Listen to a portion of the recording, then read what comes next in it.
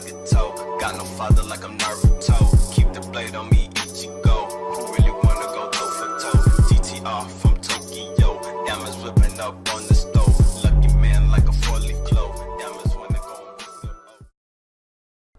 Hello everyone, this is Nagato Revenge and welcome back to my channel. For today's tutorial, I'm going to be showcasing on how to play PlayStation 2 games on your Vita or your PSTV with a modded PlayStation 4. With that being said as well, please be sure to follow my social media so you know the latest hacking guides and tutorials for my channel. And if you guys want to support my channel in any shape or form, you can feel free to donate via my PayPal. I'll have a link in the description below, and as well you can just check on the screen right here and the link is showcased on the screen.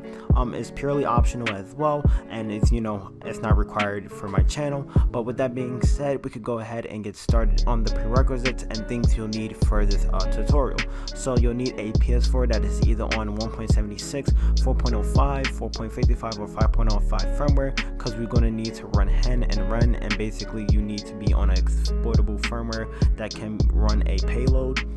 As well, you need a PlayStation Vita or PSTV that is either modded or not. In this case, I'm going to be using my PlayStation TV just due to recording reasons and issues, but this does work on a PlayStation Vita. I've tested this on a 1000 Vita and also the 2000 Slim, and of course it does work with the PSTV as well. Also, what you'll need for this tutorial is any PlayStation 2 title that is compatible with the PS4. So not all PlayStation 2 games work with the PS4, so I'll explain a little bit more about that in the video and also coming up very soon. As well, you'll need a USB stick or an external USB HDD device that is either formatted to exFAT or FAT32. I personally recommend that you have a USB stick that is at least 64 gigabytes and is formatted to exFAT, due to the fact that any PlayStation 4 games, and if you decide to install packages, are very large in size. As well, you'll need to have the Azif DNS or any other method of your choice to you want to host your exploit. In this case, I'm just going to be using the Azif DNS. You're going to need two payloads, which is already included in the Azif DNS. That's why I'm using it. Is the HEN Payload and also the REN Payload. And as well, you'll need a Wi-Fi connection. So your PSTV or Vita or your PlayStation 4 has to be on the same Wi-Fi connection. They can't be on two separate different connections. And you must have pretty good wireless internet if you want to enjoy your PS2 games without lagging and any interruptions. As well, you'll need the PlayStation 2 Classic GUI.EXE so we can make a package file for the PS4. And as well, you're going to need your PS2 Cover Art or box art. That's purely optional. And also, if you're going to decide to do any cover art or box art for this process, you need either Paint or Photoshop. I know Photoshop costs money, so that's why I'm going to be showing you guys on Paint, but it does work as well on Photoshop. And last but not least, I'm going to go ahead and state some tips and reminders. So as I stated before, not all PS2 games work with the integrated PlayStation 2 emulator in the PS4, so you could go ahead and check the official PlayStation 4 dev wiki website to see what games are compatible or not. And if your game is deemed compatible, any game that is compatible is viable to share play, since all PS4 games are meant to share play as well. It's not like the PlayStation 3 where only certain titles are able to do that process. But with that being said, last but not least, I just want to give a special thanks to the Dark Programmer Azif, and also to any of my fans and supporters who watch my content on a daily basis. With that being said, I know the intro is pretty long, but we could go ahead and get started on the tutorial. Meet you guys there. Alright guys, so assuming that you did follow all of the prerequisites, what we need to do now is go ahead and get started on the PC part of this tutorial. And what I'm going to do now, before I even start talking about how to do this process, we're going to go ahead and open up Google Chrome, and I'll have a website right here for basically the PlayStation 4 to PS2 Classic emulator compatibility list. And what this list consists of is mostly all of the popular PlayStation 2 games that you could perhaps play or not play on your PS4. So right here, let's say if you wanted your game of choice, which is .hack recode, I'll use that since it's on the first list. All of the versions to this for each of the game out of the series is deemed playable for the USA version. So if you were to download it for somewhere, make sure to get the USA version, or if you want to test out if it worked with the PAL or Japanese version, then you could do that as well. But for example, let's say if you were trying to play, I don't know, I'll use this game, 10,000 Bullets, is deemed that it's unplayable, so for this process it won't work. So instead of like, you know, just guessing if your game works or not, before you even, you know, want to do this process, you could go ahead and check if your game works. I already know for a fact, it's not on this list, but I've tested it out before I made this video, that Kingdom Hearts does work with this process. So right now what we're gonna do is just minimize this out, and I'm gonna go ahead and get started back on, you know, the actual files to talk about. So as shown here, I have all the links in the description below for any of the items and tools I use, of course. But right here, here's the PS2 Classic .zip, which we'll be using today. This program is going to allow us to convert our PS2 ISOs and make it into a fake package file. So when we install it to our PlayStation 4, we are able to, you know, play the game. But right now, you can just extract this out, since it's with Firmware or just regular you know, the regular Windows program, since it's a .zip and it's not a RAR. Once you extract that out, you'll get these three files, the application file and this GUI. What we need to do is go ahead and hit the setup.exe file. It may take a little second to launch. Right now you probably won't see my screen since I had to run it as administrator, so you probably need to do that as well. But now you'll see like a little PlayStation 2 boot logo, and then you'll see the actual GUI for this method. Before we even get started into this GUI first, this is purely optional, but I'm going to go ahead and minimize this. I'm going to drag this to the side of the screen. But what we want to do is go ahead, if you want to have you know, an official look for your package file once it's on your PS4, you could go ahead and add a cover art and also like the background wallpaper when you boot into the game, which I'll be doing here right now. So what I'm going to do is go ahead and right click over my cover art. You could just literally Google PS2 cover art for your game. Make sure it's in high resolution. I like to get .png files, but what I like to do is just go ahead and hit open with, go into paint. As I stated before in the intro, this does work with Photoshop, but what I like to do once you're in paint and you see your image of choice, go into resize, go into pixels, and where it says maintain aspect ratio, make sure this is unticked. And what we need to type is 512 and 512 for both horizontal column and also the vertical search bar. Once you have that, it should format into this little picture right here. What we need to do now is go ahead and hit file, then go into save as PNG, and then on our desktop we could go ahead and just resave it as from here. And then if I go into file, open, and then find my other picture on my thing, I called it cover.jpg, go ahead and open it.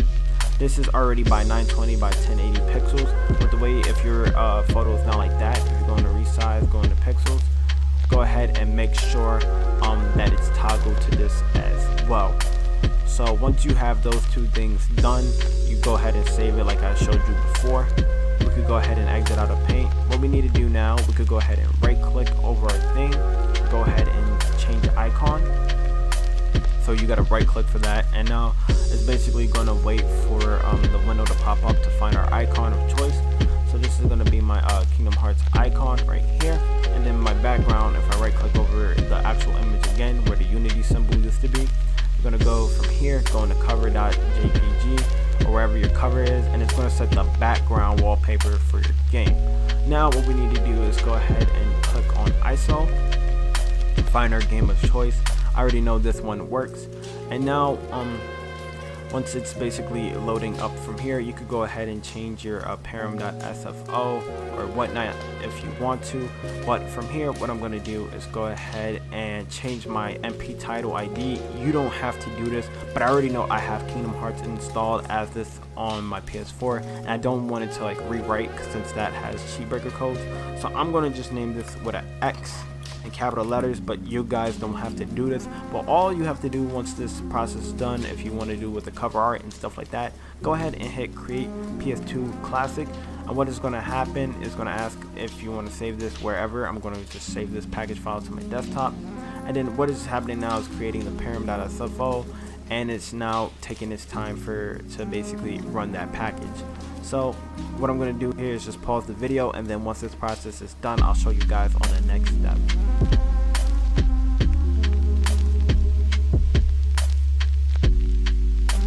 Alright, Alright, so as shown here guys, basically the process has finished, and this is the package file that it created, and you see the actual file size is 2.85, and if I hover over this, the actual ISO was 2.83, so that's about roughly the same size as both games. Once you have your game and it's finished and it gives you, the confirmation message, what we need to do is go ahead and plug in our external USB device, which I have mine right here, which is my Linux one. And what we need to do now is go ahead and make sure that our USB device is formatted to exFAT, and I stated before in the intro to have a USB device that is at least 64 megabytes, or excuse me, not megabytes, but gigabytes in size. So what we need to do now is go ahead and right click over our USB drive, go into properties. If your states that is on NTFS and not FAT32 or xFAT, you gotta have to change that so it will basically read on the PS4, since PlayStation 4s can't read on NTFS hard drives. What we need to do now is go ahead and right click over your USB drive of choice, go into format, then where it toggles from here, so if capacity, make sure to choose the highest for your USB drive. If it says it's on NTFS, just go ahead and switch it to exFAT. Allocation unit size, go to hit default allocation. Volume label, it doesn't matter, this is what you name your USB, so you can kind of skip that part unless you really want to name your USB device. From here where it says format options, go ahead and make sure that it's checked to quick format, since you want to format your drive quickly, and then go ahead and hit start. But before you guys hit OK, if you do have any important documents or files, go ahead and back it up to another a USB drive, or another thumb drive, so you won't lose your data, because anytime you format to another partition or file system, I should say, it wipes your drive clean, and that's usually the general consensus, even from PS4s to PS3s, when a program asks you to format anything. But from here, if you go ahead and hit OK, I'll do its thing, and then you'll be on exFAT just like I am in the video if you are not. But what we need to do now is go ahead and take our package file, drag it to our USB, and from here what we need to do once that process is done is go to the PlayStation 4 and install the package file using debug settings with HEN. So what I'm going to do now is, once this process is done, I'm going to transfer it to the PS4 and then explain on the further steps as needed. Alright guys, so my package file did finish copying over. What I'm going to do now, as shown here, I'm on my PlayStation 4. Go ahead guys and plug in your external HD device or your USB stick of choice. But what we need to do now is go ahead and run our exploit. So if you have the Azif DNS already set up, that's great. If you don't know how to set that up, right in the card or in the link in the description below, I'll have a video on showing you guys on how to do that. But with that being said, I'm going to go ahead and run the payload right now just by going into settings and use the settings again. If you get this little error as shown here, we could go ahead and back out, because I know sometimes it may not run the first time, but once it's ran properly, you should see this GUI. What we need to go ahead and click is PS4, and we need to go ahead and run the HEN payload first. So that's what I'm doing here right now, and it may take a little second for it to load, but that's fine. What should happen is we should get a notification stating that PlayStation 4 HEN has been ran successfully. What I'm going to do now is go ahead and back out, go into settings, scroll all the way down to debug settings, go into system, and then from here, go into game, then go into package installer, and then we need to go ahead and install our PS2 game that we just transferred over. I did rename mine's app.pkg, and since I already have this previously installed on my system, I'm just going to go ahead and hit no, since I already did this process to make the video a little faster. But if you guys remember from the PC, here's my Kingdom Hearts game of choice, so you can see that it's on the screen right here. And what I'm going to do now is go ahead and just boot into it to showcase that it does work from the PS4, and then once that process is done from there, and once I finish showcasing that it works, you see the PlayStation 2 boot up screen. What we're going to do is go ahead and run the REN payload, so we can go ahead and use this via remote play, so we can either play on our Vita or PSTV. So as shown here, this is you can see that the game is running successfully. What I'm going to do now is go back into settings right here, go into user guide settings, then user settings again, and then from here I'm gonna go to PlayStation 4, scroll all the way down to REN, and then what's going to happen is the REN payload is going to be ran, and this is going to activate remote play. Now when you have REN already installed into your PlayStation 4, you can't hit the PlayStation button to go out. What you need to do is go ahead and hit options on your controller and then close window, and you should get booted back into your settings. So as right here right now, what we need to do is scroll all the way down back to our settings, and we need to go to, let me see right here, remote play connection settings.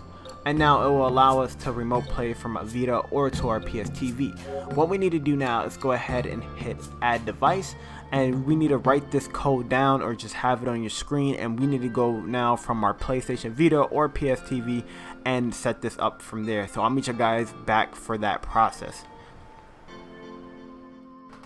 Alright guys, so as shown here, I'm basically back onto my PlayStation Vita, or in my case my PSTV. Yours may be different since you're using the Vita, but what we needed to do now is go ahead into PlayStation 4 link as shown here. Go ahead and open it up. Make sure your Vita is on the same network as your, PS4. And what we need to do now is go ahead and hit next.